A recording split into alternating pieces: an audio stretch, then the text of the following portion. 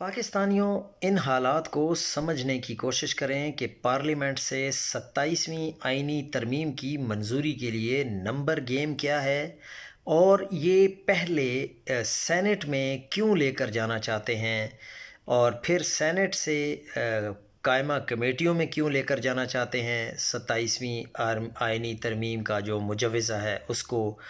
वो उसकी वजह सीधी सी है कि सेनेट में हुकूमत को इस तरमीम को करने के लिए वोट दरकार हैं 64, लेकिन हुकूमत के पास मौजूदा नंबर 61 का है। अभी भी उनके पास 3 ऐसे सेनेटर्स कम हैं जिनकी मदद से वो इस बिल को मंजूर करवा लेंगे। अब उनको हुकूमत को 3 JUI या ANP के सेनेटर्स की हिमायत दरकार होगी। ये भी कहा जा रहा है कि PTI के कुछ सेनेटर्स को तोड़ा जाएगा, या अब देखते हैं कि JUI साथ देती है या ANP साथ देती है।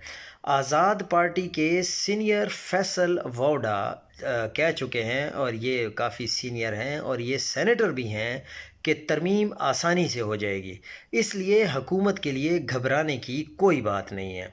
और दूसरा, कौमी असम्बली में टोटल जो वोट्स दरकार हैं वो हैं 224, और हुकूमत के पास मौजूदा नंबर है 237।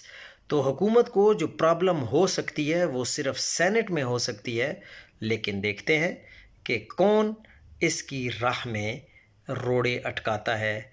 क्या मौलाना फजल रहमान पर एतबार किया जा सकता है, या वो फिर 26वीं आईनी तरमीम वाला किरदार अदा करेंगे, या फिर PTI के लोग धोखा देंगे।